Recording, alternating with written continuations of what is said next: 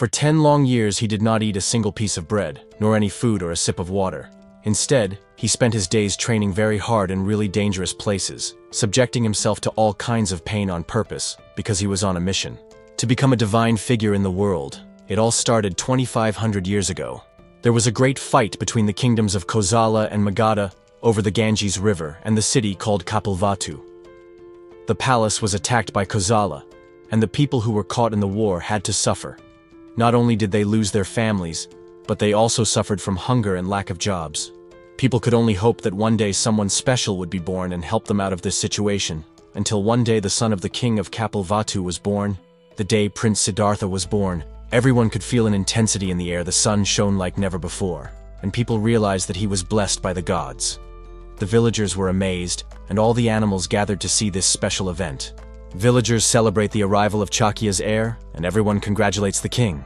Although Maya is happy with the blessings showered on her son, she feels weak and faints. King Prajapati and his soldiers rush back to the city when they hear the news that the queen is in danger. When Prajapati arrives, Maya presents the baby, Siddhartha, to him. He holds the baby lovingly, and Maya shares that she wants to name him Siddhartha, meaning someone who achieves his goal. Prajapati really likes the name, but things get scary when Maya starts to feel pain. She asks to hold the baby and Prajapati gives Siddhartha to her. Maya says that Siddhartha will be extraordinary and will have great faith. She caresses her baby for the last time before passing away.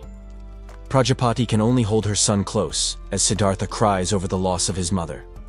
A priest named Azita pays a visit to the king. Prajapati feels honored that the priest has come to see them. Azita and Prajapati go to Siddhartha's room. Siddhartha. But Azita is shocked when he sees the baby. Prajapati asks why, and Azita tells him to look at how the baby has one finger pointing to the sky and the other finger pointing to the ground. This means that he is the most revered in heaven and earth, meaning that this child will be the king of the world. Prajapati is shocked by this revelation. Azita is surprised but adds that unfortunately he will not be alive to witness Siddhartha grow up. 10 years later, Siddhartha is being entertained by some dancers, but he is not impressed. He gets tired and leaves the room to the balcony there. He looks at something with anger on his face. Siddhartha joins the other children as the elder tells them to grow up quickly and become great warriors. To defeat Kosala, Siddhartha stands up and asks the elder if war will really lead to death. The old man says that there are some survivors, but Siddhartha wants to know what happens to a person after they die. The old man mentions a funeral, but Siddhartha insists, asking what happens to the dead after the funeral. The old man silences, him saying that he came to teach and not to debate. Siddhartha sits down feeling sad. However, a boy named Jedka whispers to him that they should go play because the lesson is boring. Another boy agrees, and the two boys drag Siddhartha away to play. The boys are hunting a rabbit with their improvised bow and arrow. Jedka misses the first shot and the rabbit runs away. They chase it and corner it. Jedka is about to take another shot when Siddhartha jumps on it to stop it. The rabbit escapes while the arrow goes astray. Jedka asks what is wrong with Siddhartha. He pushes him away, and then he and the other boy go hunting another animal. Siddhartha feels sad and starts thinking about hunting living creatures. He wanders through the forest and the animals. The people nearby are not afraid of him. They come out of their hiding place to look at him. However, Jedika falls into a swamp and cannot get out. He is sinking, asking for help. Siddhartha hears from afar and runs to help. The other boy is trying to help Jedika. While Siddhartha sees the situation, he goes to a branch. He lowers it with his body weight. The other boy jumps onto the branch too. The branch is low enough for Jedika, who tries desperately to hold on but can only grab the edge, which breaks immediately when he grabs it. Jedika is crying for help, but it is too late because he is completely submerged in the swamp. Siddhartha and the other boy are in shock. The news reaches the people and they all run to the forest. Jedika's mother cries over the loss of her son, and the people gather around to comfort her. Siddhartha moves away from the group, feeling sad when he is called by his stepmother. Siddhartha wants to hide his sad face from everyone, but he can't. He runs into his stepmother's arms, crying. His stepmother hugs him, grateful that he is okay, but also comforts him as he cries copiously, saying that his friend is dead. Siddhartha becomes weak from crying so much and faints in his stepmother's arms. She holds him tightly, crying along with him. His stepmother takes him to the room to rest. The maid informs him about the arrival of King Prajapati, but Siddhartha is so ashamed of himself as he lies in bed turning his face to his mother. She tells him that everything will be fine and that he should get some sleep, so she lets him rest and meets the king, who asks how Siddhartha is. She says blaming herself and saying that her negligence caused the situation. King Prajapati says that Maya was weak after giving birth to Siddhartha, but she should show more love to Siddhartha than Maya. She thanks him for the kind words. He then says that Siddhartha is now old enough to receive martial arts training. Siddhartha, who is not sleeping, he hears their entire conversation. Siddhartha is learning how to draw an arrow and the instructor is shouting while giving instructions. Siddhartha is having difficulty pulling the bow because he is a pacifist. The soldiers start to fight each other but stop when they see Siddhartha's partner being very violent. They are worried about the prince. Siddhartha is resisting his fighting partner who attacks him with all his strength. Siddhartha tries to block the attack with his shield but loses it and falls to the ground. He has to hurry to avoid all the attacks from hurting him. 5 years later, Siddhartha is fighting with his partner, and the soldiers watching. They are amazed, commenting on how he has improved. Siddhartha can counterattack and attack his opponent without fail. His father is proud to see that his son has improved. His opponent praises him for becoming so strong, smiling at his feat of teaching Siddhartha. However, Siddhartha is not happy as he puts away his sword and walks away. A soldier runs to deliver an emergency letter, as the war against Kosala is about to begin. Siddhartha asks his father why they need to fight, and his father says that they have managed to avoid war in the past years, but not this time. His father tells him to start his kingdom on a good note. Siddhartha asks what this means, and his father says that Siddhartha must defeat Kosala to inherit his place and become the king of his country. But Siddhartha questions his father about the war, because humans are killing each other. His father yells at him saying that if they do not fight, Kosala will not be conquered.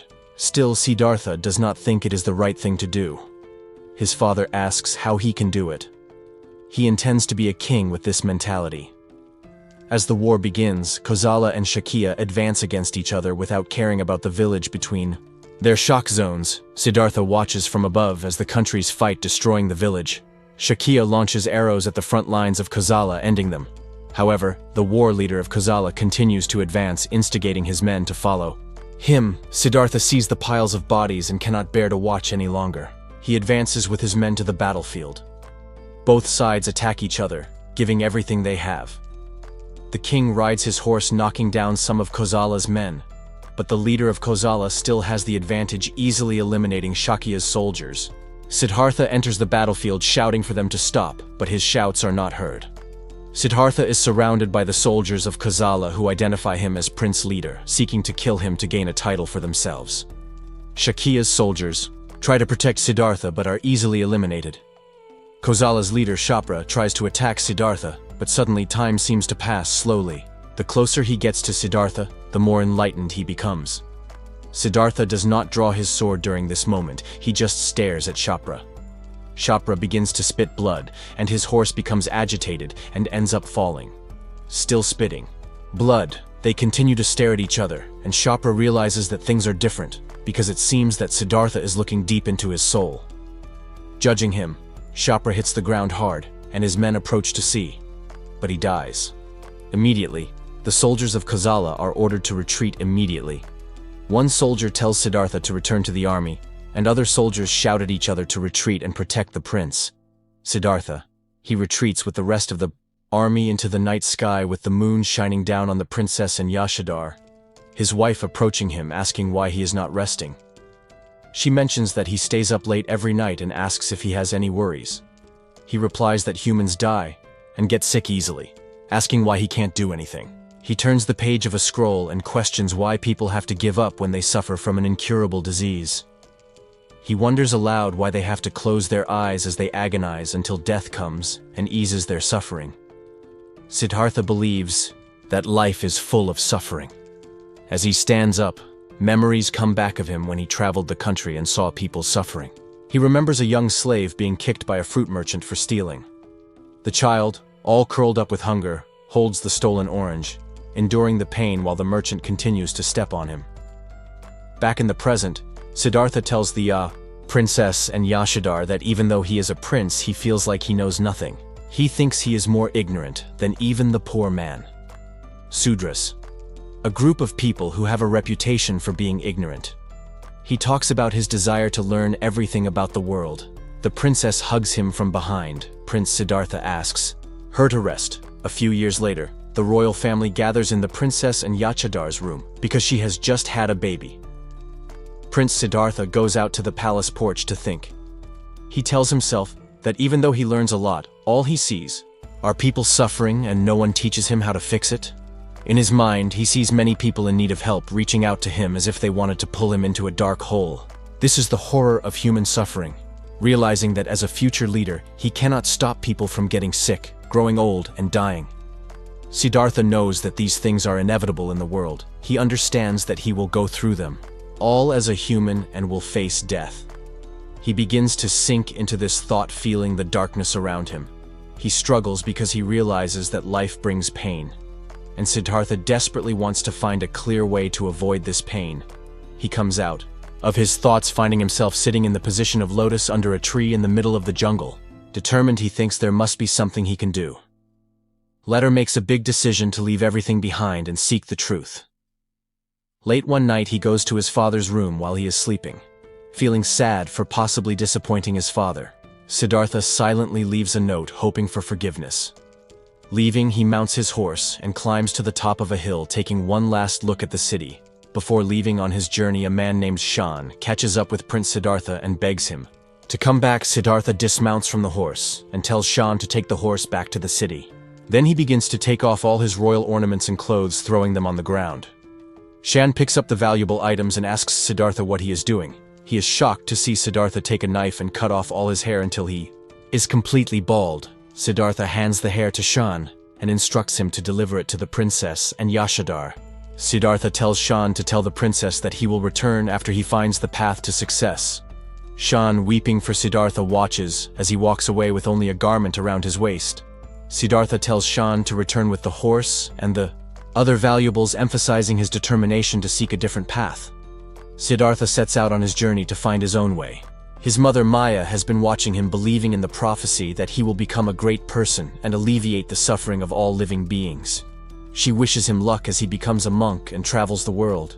Siddhartha's journey is difficult. He depends on the kindness of strangers for food, sleeps where he can find shelter, and walks on foot in bad weather. One day he comes to a village where the people are suffering from severe famine, barely alive. Siddhartha uses his garment to cover a mother and child shivering in the cold. Surprising those who witness this act of kindness, Siddhartha spends some time in the village and heads towards the stream. When a man approaches him, the man notices his growing hair and beard. Siddhartha tells him that he is not fit for a monk. He offers a razor to help cut Siddhartha's hair and beard, inviting him to his home to get ready. Siddhartha agrees. At the man's home, he gives Siddhartha an outfit to wear, complimenting how good it looks in it. Another monk in the house asks for a cup of water, and the man happily goes to get it, excited to have two monks in his home. Siddhartha introduces himself to the other monk, who surprises him by asking if he is the Shakyan prince. Surprised Siddhartha confirms. The monk introduces himself as Dafa. Their conversation is interrupted. When the man returns with the bowl of water and asks for a favor, he explains that his son wants to become a monk. His wife brings the children, and she points to Zaji as the one who wants to become a monk. Zaji already has his hair cut. Siddhartha and Dafa take Zagi on their journey as they travel together. Siddhartha asks Dafa about the scar on his left eye. Dafa tells that while he was meditating on a rock, some people came and teased him, saying that the asceticism is useless. He argues back, explaining that the purpose of asceticism is to go beyond the limits and be reborn in the next life. One of the people challenges him by asking why he doesn't burn his eyes if there is meaning in suffering. After hesitating for a moment, he takes the torch and shocks everyone by burning his left eye. He explains to Siddhartha that he was told there is no meaning in self-harm, so he burned his own eyes to prove them wrong. Dafa shares that the most impressive act of asceticism he has witnessed was a man transforming into a beast, living a life in nature without desires and distractions. He believes that pushing the limits of self-harm will lead to a great reincarnation. According to Dafa, the more suffering one endures in life, the better. One will be reborn in the next life. Zaji is smiling behind them, playing with a butterfly. Dafa suggests to Siddhartha that they should go to the forest. Siddhartha doesn't comment but remains skeptical about it. Walking through the swamp, the trio crosses the water. Zaji follows closely but hurts his foot on a vine. Siddhartha dives underwater and runs towards Zaji. From there, Siddhartha carries Zaji on his back for the rest of the journey. They cross various landscapes, from a scorching desert to the top of a mountain with a waterfall, and through a jungle, pausing at a river. Siddhartha tends to Zaji's wound before continuing along a mountain path. They reach a village, stopping to meditate and receiving food offered by the villagers traveling at night. They encounter a group of men on horseback. The leader, recognizing Dafa from a previous encounter, calls out to him. Siddhartha quickly intervenes, explaining that Zaji is ill and needs urgent treatment. Darta, the man who helped them, takes good care of Zaji. He prepares a medicine in a pot and gives it to Zaji to drink, explaining that it is the only medicine he has. Then Siddhartha asks Darta to heat a blade for him. Darta wonders why Siddhartha needs the blade, and he says it is to suck the bad things out of Zaji's wound. Siddhartha does just that by sucking out the impurities and then using the hot blade to close the wound. Zaji screams in pain, but immediately passes out. Darta tells everyone that Zaji is not breathing in his drowsy state. Zaji wonders if he is already dead when he hears a voice that is Siddhartha's mother, now a goddess, telling him that he cannot die yet because he is destined to live by Siddhartha's side. She asks Zaji to please support Siddhartha. Siddhartha is giving Zaji cardiac massage, and suddenly Zaji starts sweating and coughing, showing that he is alive. Both Darta and Siddhartha feel relieved and say that he is a tough kid. Darta shares that in the past, he would have used his power to possess a bird and find a better medicine. Dafa, now awake, asks if Darta still has this power, but Darta explains that unfortunately, he lost Zagi and is still in danger as his fever will not go down unless his leg is cured. Dafa shares with Darta that he heard about a mysterious child named Darta, who had the unique ability to possess things. It turns out that when Darta was a child, he could switch bodies with animals for many years. He remained a child, and his body did not age. However, once he lost his powers, he suddenly became an adult. Dafa mentions that he heard that Darta does not age, but Darta corrects him by saying that he is now an adult. At that moment, a blind lady enters the room and asks if Darta has returned.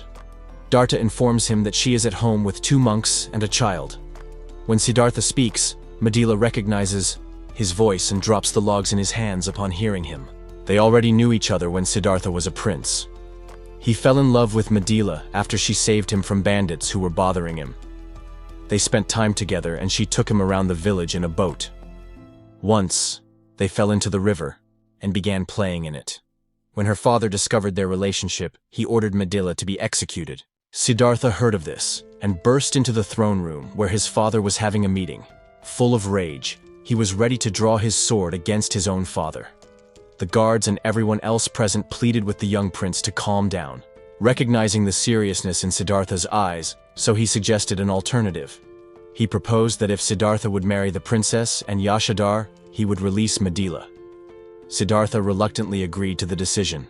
However, upon reaching the courtyard, Siddhartha discovered that a guard had burned Madila's eyes with a sword. As his punishment, despite the pain, Madila held no hatred for Siddhartha and was happy to have met him. She wished that he would become a great king. The guards took her away and left her wandering. Despite his blindness, Siddhartha was so injured that he scraped his finger on the pavement, causing it to bleed. Siddhartha is still in shock after seeing Madila after all these years. He apologizes to her, feeling remorse for not having become the great king she had desired. Injured, she runs out of the room. Darta, who has heard Siddhartha's name, asks if he is really the prince and mentions that he has been searching for Siddhartha. Darta informs Siddhartha that his village was attacked by Kosala soldiers, resulting in the murder of his family, friends, and the nation of his village. Darta expresses his strong dislike for the Kosala soldiers and reveals that he has been fighting against them. However, due to his social position, there were limits to what he could achieve. Darta emphasizes that ending a war between countries is a task that only a king can accomplish. He earnestly begs Siddhartha to become a king and destroy Kosala as he seeks revenge for the suffering and losses that he and his people have endured. Outside, Madila breathes heavily, trying to catch his breath as they convert. Darta continues to pressure Siddhartha to become king. However, Siddhartha asks him to wait for 10 years.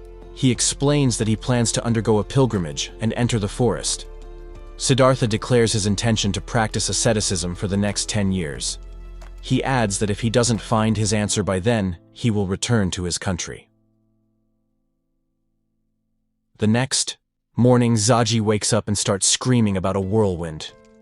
He leaves the house still screaming about it. Darta and the others don't believe him since it's sunny. Zaji runs down the hill to the village shouting to the villagers that a whirlwind is coming and asking them to evacuate. Unfortunately, no one answers his urgent calls. Suddenly the wind starts to pick up and the whirlwind turns into a whirlwind. Zaji urgently tells the villagers to run as fast as they can. Unfortunately, it's too late and the whirlwind is nearby. It ravages the village, sucking in the unsuspecting villagers and ripping houses from the ground. To their surprise, they discover that Zaji can predict the future. He had also predicted that he would die in 4 years, 4 months, and 4 days. Siddhartha, Dafa, and Zaji set off into the forest to train. They travel through desert plateaus, rice fields, villages, plains, and various other terrains until they reach their destination, the Seta forest. In the forest, they observe several monks facing different challenges. Zaji walks to a swamp where a man emerges, scaring Zaji and making him fall backwards. Siddhartha asks the man if submerging himself in the swamp is also a training method. The man explains that it is a bottomless swamp to practice breath retention. He further explains various training methods to Siddhartha, such as using a tree to hang from, burying himself in the sand to fast, and using a coffin to clear the mind. Dafa states that the Seta forest is the most suitable place for this type of training. Siddhartha and Dafa sit on a thorn bush, meditating despite the flies disturbing them.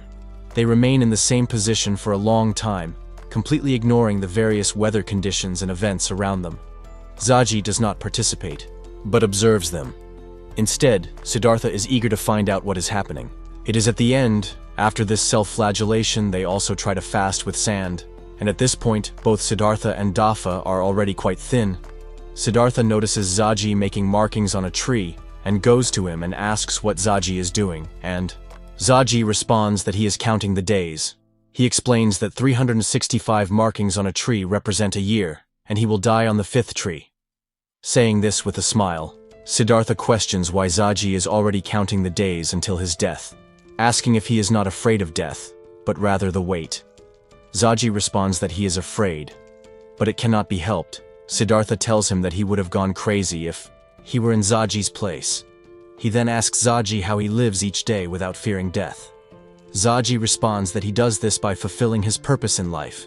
Zaji jumps around smiling as he tells Siddhartha that he will be able to be reborn as something greater than a man. He adds that if Siddhartha fulfills his purpose, everyone will be saved. Siddhartha asks how he can do this, but Zaji just smiles in response. They continue their training with Siddhartha by hanging himself, making a coffin and fasting on the sand.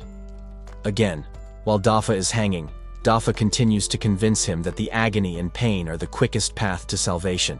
Siddhartha asks if Dafa is suggesting that he die in the process, to which Dafa replies that it is the quickest way to purify oneself, since the human body is corrupt. However, Siddhartha rejects the idea of dying.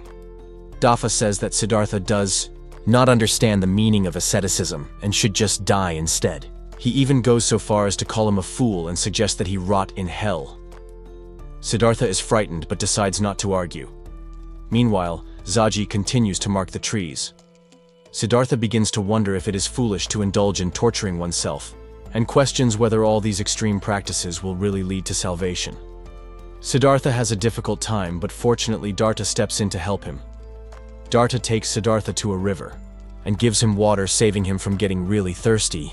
Siddhartha wonders why Darta came to his rescue, and Darta says he will not let Siddhartha die in training. Darta even offers him an apple, but Siddhartha refuses because he is fasting. Darta tries to force Siddhartha to eat it, but then some monks approach. Dafa, the leader, approaches first and asks Darta if he is the one who took Siddhartha away from his training.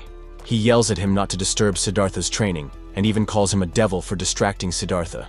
Darta asks Dafa if he is really okay with Siddhartha dying. He turns to give Siddhartha the apple, but Siddhartha still says there is no apple. Dafa says that dying while doing difficult training brings eternal glory, and Darta should not interfere with Siddhartha's training. Dafa yells at Darta to leave, and the other monks start chanting for Darta to leave. Suddenly Darta notices smoke, and runs towards the shack where Madila is. It is on fire. Siddhartha, hearing Madila's name, becomes more conscious. Darta hurries and finds some monks burning the shack. He pushes them out of the way and runs into the burning shack. Seeing her in a corner, he quickly grabs her and carries her out just before the shack collapses completely. Darta takes Madila to hide in a cave. When Siddhartha approaches, Darta warns that he will cut anyone who comes near. Siddhartha identifies himself and Darta calms down. Siddhartha asks about Madila's condition, and Darta says that she is sick. Siddhartha wants to see her, but Darta explains that she is too sick to find him. They came to save Siddhartha, not the other way around. Siddhartha decides to enter the cave and find Madila, but she screams for him not to come near. She is in pain, panting, crying as her body is covered in wounds. Siddhartha kneels beside her, deeply affected by her condition, and asks how much more she has to endure. In the next training session, which involves hanging from a rope over a cliff, Dafa asks Siddhartha if he is thinking about Madila, and tells him to focus on the training. But Siddhartha says he cannot ignore the suffering of the people. Dafa insists that it is wrong for someone in the forest. Seta does not practice asceticism. Siddhartha argues back, saying that they do not understand, and no one in the forest is experiencing as much suffering as Madila. Darta takes care of Madila by bringing her food, but she does not want to eat. She tells him to go wherever he wants because there is no hope for her anymore. Darta says that she should not talk like that, but she insists that if she dies, he will be free. He puts the food aside, hugs her, and promises to save her. Siddhartha watches this happening from outside the cave. Zaji opens the coffin where Siddhartha is, and Siddhartha asks if there is no hope of saving Madila. Zaji assures him that he will rescue her. Siddhartha wonders how Zaji plans to save her, and Zaji says he will do it the same way he saved Siddhartha. Siddhartha begins to suck the pus from Madila's body. Darta tries to stop him, but Siddhartha insists that it is the only way to save her. Darta offers to do it, instead of him worried that Siddhartha might catch her disease. Siddhartha tells him. Darta tells him that if he gets tired, they can switch and should work together. Madila feels embarrassed, crying and calling herself dirty. But Siddhartha reassures him that she is not dirty, and he will make sure to remove all the poison or pus. The next day, Siddhartha interrupts his meditation to check on Madila. Dafa notices her leaving and gets angry, asking how long Siddhartha will continue trying to save her. When Siddhartha arrives, he sees that she has almost completely recovered from her illness. Madila and Dartha are grateful, asking Siddhartha how they could ever repay him. Dafa and some monks come to the cave, accusing him of neglecting his monk training to stay with them. Dafa tells Siddhartha to leave, and the other monks support him. Dartha interrupts, telling Siddhartha that he will leave with Madila and Siddhartha should continue his training. He asks Siddhartha to forget about his promise to return to his country and become a king because he let go of his anger when they were treating Madila, and now he understands how important his actions are. Madila adds that she cursed herself, feeling angry for falling in love with him and having her heart broken and becoming blind. Now that they met again, she feels alive and thanks Siddhartha for not only saving her body, but also her heart. As Dartha leaves, he tells Siddhartha that once he becomes a great monk, he should make him his first disciple. That night, Zaji is marking the tree and tells Siddhartha that on the night of the next full moon, he will die. Siddhartha asks Zaji how he will die. When he looks so healthy, Zaji tells him that he will die being devoured by hungry beasts. Siddhartha questions Zaji about whether the prediction of his death is accurate, and if he will really face such a tragic end. Zaji confirms it, still smiling. Siddhartha promises Zaji that no matter what happens, he will always be his best friend and will protect him. Zaji falls off a cliff while trying to reach some eggs in a nest. Siddhartha is meditating when he hears Zaji's screams and quickly runs to help him. Siddhartha reaches the foot of the mountain and finds Zaji safe. While fishing, Zaji falls into the river, and Siddhartha interrupts his meditation once again to quickly run to help. Fortunately, he finds Zaji safe and smiling, and waving to him on the night of the full moon. Siddhartha stops meditating and decides that he will not let Zaji die, as he has already tied Zaji to a tree branch. Suddenly a rabbit climbs the tree where Zaji is and begins to gnaw on the rope. The rope breaks. Siddhartha wakes up from his sleep. Zaji is gone, and Siddhartha quickly looks around to find him. Meanwhile, Zaji voluntarily follows the rabbit into the forest. He passes through a bush and accidentally falls into a hole full of wolves. Zaji sees wolf cubs whimpering because they are hungry. Zaji goes and comforts the wolf cubs, telling them that they will soon have food. He lies down on the ground as two adult wolves approach. Siddhartha arrives at the hole shocked and in tears, seeing the wolves tearing Zaji's body to pieces. Siddhartha screams in horror and runs away from the terrible sight. He runs until he trips and falls face down on the ground, mourning for Zaji. As the days pass, Siddhartha undergoes practices extremely painful. Ascetic practices, he forces himself through a thorn bush. The needles piercing his flesh, he walks through scalding fire, burning his entire body. He even ties himself to a tree trunk, allowing hungry crows to peck at his body. The other monks come and scare away the birds, begging him to stop, and understanding his self-mortification. They then acknowledge that he is an excellent monk, but he tells them that he has not suffered. Enough, they are worried, because Siddhartha has been doing these training practices since Zaji died, to the point that in the last 10 days, he has not even drunk water. He undergoes dafa, which finally acknowledges that Siddhartha has reached the highest state of asceticism. He sits on a bed of thorns to meditate. On a cold cliff as the rain falls and thunder rumbles, he repeats to himself that he will become a rock, and in the storm, he will become water. But the strong winds prove to be too powerful. They push him off the top of the cliff, and he plunges into the stream below. His body floats downstream, and he assumes that he has become a with nature. He survives as he lies in the shallow part of the stream, but cannot move. He lies there with his eyes open, closing them occasionally. He wonders if this is the death at the end of the self-mortification that Dafa spoke of. As he closes his eyes, he reaches a trance-like state, then hears his mother's voice calling out to him, telling him not to die. She then appears before him, saying that Zaji was born to be devoured by wolves to teach him that all life is connected. Siddhartha asks if Zaji's death was to teach him the laws of nature, which his mother affirms, making him cry at the tragedy of Zaji's fate before disappearing. She urges him to stay alive. But Siddhartha did not know it was his mother because he asked who she was as soon as she disappeared. He wakes up to the smell of steaming porridge and swallows it in one gulp without caring about the heat. Tears roll down his eyes as an image of a smiling Zaji appears before him. When he comes back to reality, he finds himself face to face with a woman who thanks him for being okay. She asks him if he would like a second helping of porridge. He looks around for a while looking for the monks, but smiles and cries again.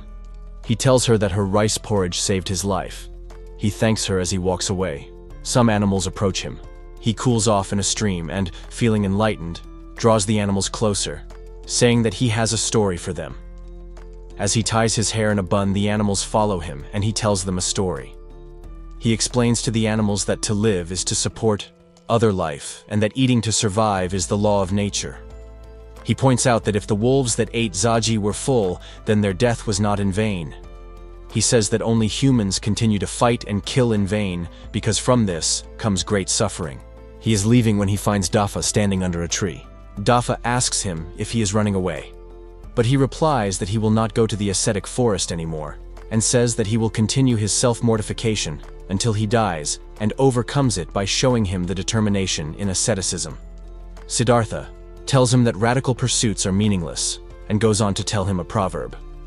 He tells Dafa that he will not seek extreme asceticism nor pleasure and will instead live a moderate life following a calm and broad path. Dafa tells him that he sees that Siddhartha has found his own path, but he will continue to follow the path he believes in.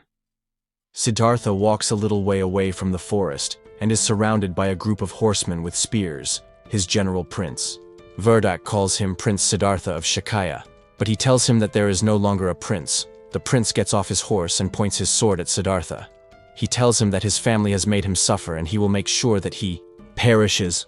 He asks Siddhartha if he feels sad and asks him if he hates him. He tells Siddhartha to take the sword from his hand and face him. Siddhartha calmly tells him that he must be a poor soul, and if he is going to kill him, he should just do it, Prince. Verdak is confused. He asks Siddhartha what he is talking about, And even after threatening to kill his people and family, Siddhartha does not care. Siddhartha asks him if he enjoys his revenge, and if it has ever brought him joy, or if it makes him suffer at night. This enrages him as he is about to strike Siddhartha with his sword, but suddenly a bolt of lightning strikes the sword, making it fall from his hand. Siddhartha picks it up. He takes the sword and advances towards Prince Verdak. He orders his men to kill Siddhartha. They surround him but instantly retreat, due to an unknown force that stops them. Siddhartha returns the sword to him, saying that he will continue to feel regret until the day he dies, suffering an eternity, and that this is crueler than torture, injuries, or diseases. For this reason, he takes pity on him. He hands the sword to the young general, who tells his men to retreat. Siddhartha is meditating in front of a swamp when a person emerges from the swamp and is in a trance at the sight of Siddhartha meditating. He slowly approaches and falls to his knees, saying that he wants to die because he is the most unhappy in the world. Siddhartha asks why he is unhappy. He answers that his father and mother were trampled by an elephant and died, and his second mother died from an epidemic. Siddhartha responds to him saying that his parents were the most unhappy. The swamp man tells a story about the young Prince Verdak who abandoned his mother. The swamp man argues that the prince was cruel for leaving his mother. Mother dies just because she was a slave. So why doesn't the prince receive any punishment? Siddhartha replies that Prince Verdak was also suffering because even though he was a prince, he had to helplessly watch his mother die. His grief was much deeper because he had killed countless people and even let his mother die. The prince had to live the rest of his life full of regret until the day he died. The prince arrives at a shallow grave where a pack of hyenas have gathered around him. He drives them away with his sword. He then begins to dig the place which is actually where his mother was buried. He digs her up and holds on to her, crying and telling her lifeless body to look at him and call him. He says that he acted before the king's helpers only to please the king and asks for forgiveness from his mother's lifeless body. Siddhartha tells the swamp man that the prince is also an unhappy person, and that everyone carries their own burdens. Siddhartha tells him that he has suffered, so he should understand other people's suffering more than anyone else. The word Siddhartha says hits him deeply. He falls to his knees, hitting his head and hands on the ground. Siddhartha says that there are more unhappy people out there.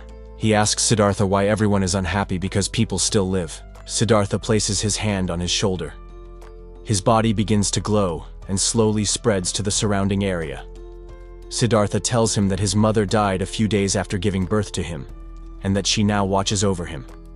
He tells him that because his mother gave birth to him, he was able to know him. And just as nature has its purpose, each person has their own purpose in life, because we are all connected to all things in nature, and we form a bond with them. The light spreads throughout the forest and expands. Even more, Siddhartha tells the swamp man that he has a role to play in life just by existing, and that there are people who were saved just by knowing him, like his parents who were happy that he was born. What does the swamp man mean? The swamp man lights up in realization. Siddhartha adds that even Prince Verdak's mother must have been very happy to be treated kindly by him. He tells him that the prince must have also found comfort in his kindness towards his mother, making her not feel alone. He asks Siddhartha if it is okay for him to live, and if he really has a role in life to play since he has killed and injured so many people. Siddhartha replies that it is okay. He asks for Siddhartha's name, which he gives him. He tells him that he is a good person and that he wants to become his disciple. He tells him that he cannot at the moment as he is still in the middle of his training and is also in mourning. The swamp man tells Siddhartha that when he has finished his training and become a great person, he will come immediately. Siddhartha tells him that he does not know how long it will take. The swamp man replies that he will wait as long as possible and will wait somewhere far away. He thanks Siddhartha for teaching him the meaning of life and returns to the water. Siddhartha stops shine and wonders when he taught the swamp man, and when he said all that he said, and why he said all those things. As the sun rises on the horizon, he hears a voice telling him that he has been enlightened and is now called Buddha, the Enlightened One. The voice tells him that as long as there is life, he must spread his teachings to all the people of the world and teach people how to live. He realizes that he has made all the people he has met happy. He enters a trance state as his mother tells him that he has reached a world that the door to his heart has opened.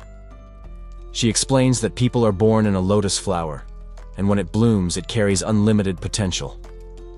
His mother calls him by his new name, Buddha the Enlightened One, and tells him to make the flower within people's hearts bloom. He replies that, as long as there is life in him, he will fulfill the role given to him. The war comes to an end. As Prince Verdak ceases the fire, and the people of Kozala can return to the city to live their normal lives, Darta and Madila find happiness, as does Zaji, who is playing with butterflies, in the afterlife, and the monks are still following their path, while Siddhartha the enlightened Buddha continues his journey. Many thanks to those who stayed until the end. You deserve a cookie. Comment anything, subscribe, and hit the like button. Until next time.